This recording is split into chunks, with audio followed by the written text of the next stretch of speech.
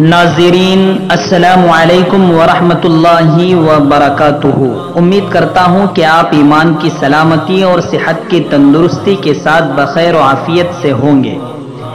ناظرین گرامی، اس وقت ندوۃ العلماء لکھنؤ سے بہت ہی افسوسناک خبر آ رہی کہ ندوۃ العلماء کے قدیم استاد حضرت مولانا حفظ الرحمان صاحب قاسمی ندوی، استاد دارالعلوم ندوۃ العلماء لکھنؤ جو دہلی میں زیر علاج تھے، اس دار فانی سے ہو چکے ہیں۔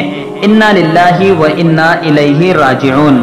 آپ کو بتا دیں کہ دہلی ہی میں آپ کی نماز جنازہ ہوگی اور پھر شاہین باغ قبرستان میں آپ کی تدفین عمل میں آئے گی۔ ناظرین، ندوۃ العلماء میں کافی عرصے سے پڑھا رہے تھے اور کافی تجربے کار تھے، بزرگ تھے، لیکن آج طویل علالت کے بعد مالک حقیقی سے جا ملے۔ ہم دعا گو ہیں کہ اللہ آپ کے گھر والوں کو صبر جمیل عطا فرمائے، آپ کو اعلیٰ علیین میں درجات نصیب فرمائے اور قبر کو جنت کا نمونہ بنائے، اور آپ کے گھر والوں کو نعم البدل عطا فرمائے اور تمام خوشیاں انہیں نصیب فرمائے۔